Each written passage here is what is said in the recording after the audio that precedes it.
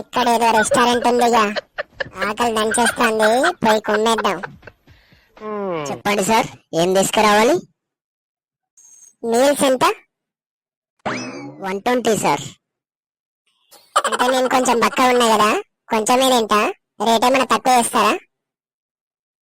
మీరు బక్కగా ఉన్నా లావుగా ఉన్నా ఎంతైనా తినండి సార్, మా వాళ్ళు వడ్డిస్తూనే ఉంటారు. అందరికి ఒకటే రేటు. మీ హోటల్లో మీల్స్ లో ఏమేమి ఇస్తారు? రైస్ వస్తుంది సార్, పప్పు, సాంబారు, పెరుగు, 2 పచ్చళ్ళు, 2 ఫ్రైలు, ఒక స్వీట్ వస్తుంది. నాకు మొన్ననే కాలికి దెబ్బ తగిలింది, కట్టెల్లో డాక్టర్ పప్పు తినద్దన్నాడు. సరే సార్, పప్పు తప్ప మిగతా అన్ని తినండి, ఏదైనా అన్లిమిటెడే కదా. పప్పు తింటలేను కదా, ఏమైనా రేటు తగ్గిస్తారా? అసలు కూరలకు ఛార్జ్ చేయం సార్ మేము, రైస్ తీసుకుంటే కర్రీస్ అన్ని ఫ్రీయే. అవునా, మరి అప్పటి నుంచి చెప్తలేవేంటి? అన్ని కర్రీస్ 2 ప్యాక్ చేయమని చెప్పు.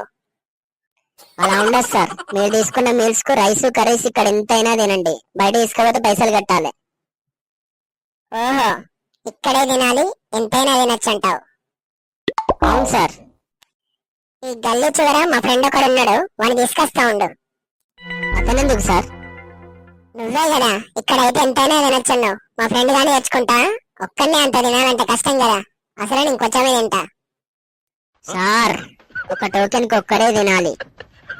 నాకు డౌట్, ఇప్పుడు మేము తిన్న రైస్ కర్రీస్ మిగులుతాయి కదా, అవి తీసుకొచ్చి నెక్స్ట్ కస్టమర్ పెట్టరు కదా, అట్నే నాకు పెడతలేరు కదా. చాచా, అట్లా పెట్టాం సార్, అవి షాప్ క్లోజ్ చేసినాక రోడ్డు పైన ఎవరైనా ఉంటారు కదా, వాళ్ళకి ఇచ్చేస్తాం. చాలా మంచి అలవాటు. సరే, ఒక ప్లేట్ ఇడ్లీ పట్టరా. ఇడ్లీనా? మీల్స్ వద్దా సార్? షాప్ క్లోజ్ చేసేటప్పుడు కలుస్తలేవో. ఆ వీడియో నచ్చితే లైక్ చేసి సబ్స్క్రైబ్ చేసుకోండి గాయ్స్.